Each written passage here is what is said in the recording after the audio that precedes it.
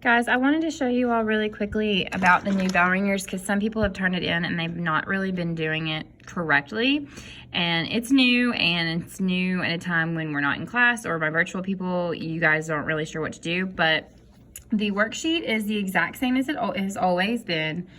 Right here, you know, we have our week boxes and the date always goes up in the corner just like normal. So today's the 27th. And I'm still writing 19 on everything. And then the EQ always, you know, goes in the EQ box and you don't have to answer that again. So the EQ for the 27th, if we want to open up and look at that, says, what is the difference between metaphors and hyperboles?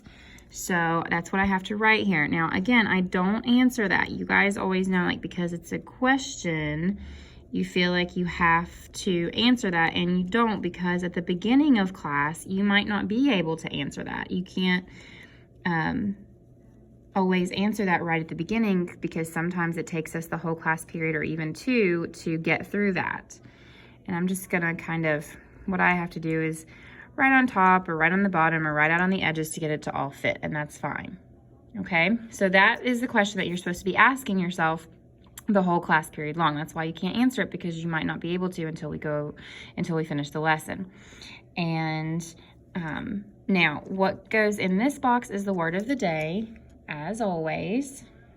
So when I go to the word of the day list,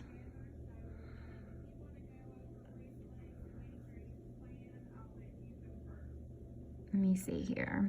Okay, so when the word of the day list comes up, we ended with pillage on Friday, so Monday should have been deceased, and then hostile would be the word that would go on the 27th. All right, so we put the word, and then we put the definition, okay? Aggressive in an angry way, angry attitude. And guys, again, if it doesn't always fit in the box, that's fine. As long as you get it on there, you're gonna get your points. You can tell I have terrible writing. I'm not picky. I just wanna make sure that you're doing it every day to get your points. So then now we need to come back to our actual, the screenshots here that I have for you. And the directions say that you don't have to do the third part where you explain the figurative language. Just do 1 and 2. I even highlighted that. Okay, and I think some people are still confused.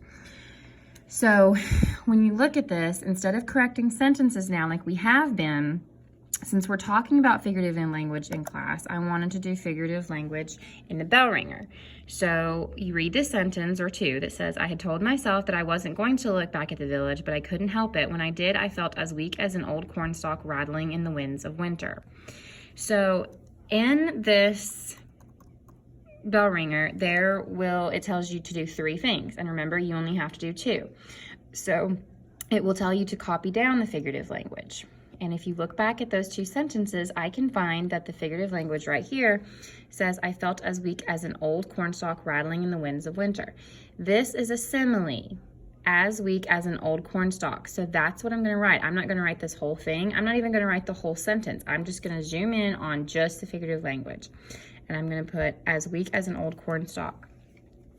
So that's what I'm gonna put right here for number 1.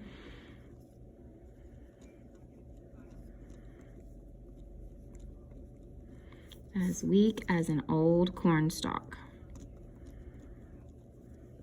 Okay, and then the number 2 says, is it a simile, a metaphor, personification, or hyperbole? So you just have to identify what type of figurative language that is. And I told you earlier that because we're comparing, you know, I or me, whoever this is, to an old cornstalk, and we use as, that it is a simile.